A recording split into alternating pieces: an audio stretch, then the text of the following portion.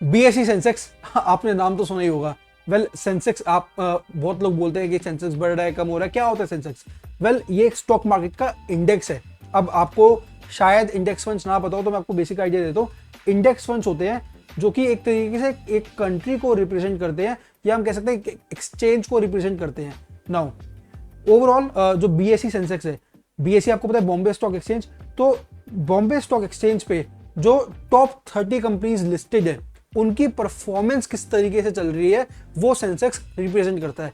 Indian stock market में इसको अगर मैं ये भी ना कहूँ मोस्ट इंपॉर्टेंट, तो one of the most important indicators है इंडियन स्टॉक मार्केट की ग्रोथ का एंड ओवरऑल इंडियन इकोनॉमी का एक तरीके से विजुअल की इंडियन इकोनॉमी कैसी चल रही है। तो you look at Sensex, you get an idea.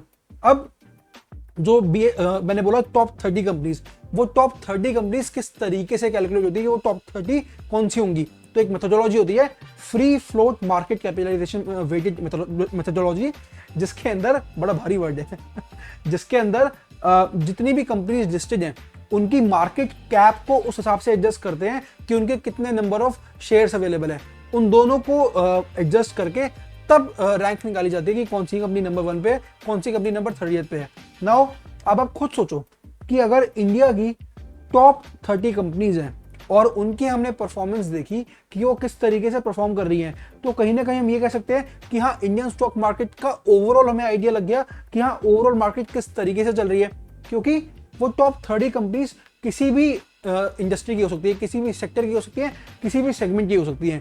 तो अब जब डिफरेंट सेगमेंट की इंडस्ट्रीज आ गई, डिफरेंट सेगमेंट की कंपनीज आ गई, डिफरेंट इंडस्ट्रीज आ गई, तो हमें आइडिया लग गया कि ओवरऑल इंडिया की मार्केट इस तरीके से चल रही है। अब अगर मान लो सेंसेक्स बढ़ रहा है, इसका मतलब क्या है कि स्टॉक मार्केट में एक बुलिश ट्रेंड है, एंड उसी का अपोजिट अगर सेंसेक्स गिर रहा है तो स्टॉक मार्केट में एक बेयरिश ट्रेंड है। पर जरूरी नहीं है कि आपने सेंसेक्स देख लिया और सेंसेक्स बढ़ रहा है तो बुलिश ट्रेंड कंफर्म हो गया। जैसे मैं हर बार बोलता हूँ कि अगर आप कुछ भी इंडिकेटर्स नहीं पढ़ते हो तो आपकी प्रोबेबिलिटी है जीतने की to guess the right prediction, तो आपकी प्रोबेबिलिटी है 50% डेट से, अगर आप कुछ भी नहीं पढ़ते हो। तो जितने आप इंडिकेटर्स को पढ़ते हो, जितनी आप चार्ट पैटर्न्स पढ़ते हो, आपको ज्यादा आपकी प्रोबेबिलिटी जीतने की बढ़ जाती है। तो बीएसई सेंसेक्स एक बहुत ही बड़ा इंडिकेटर हो गया आपके लिए, लेकिन उसके अलावा भी आपको बहुत सारे इंडिकेटर्स देखने चाहिए अगर आप ओवरऑल इन्वेस्टमेंट करने की सोच रहे हो। एंड मैं बस इतना कहूंगा कि जिस तरीके से लोग बोलते हैं ना कि आप इंडिया में इन्वेस्ट करो, इंडिया बढ़ेगी, तो इंडिया में अगर आपको इन्वेस्ट करना है तो आपको इंडेक्स फंड में इन्वेस्ट करना जरूरी है। एंड एक सेंसेक्स हो गया, दूसरा होता है निफ्टी 50, उसके ऊपर भी आपको वीडियो नीचे डिस्क्रिप्शन में मिल जाएगी।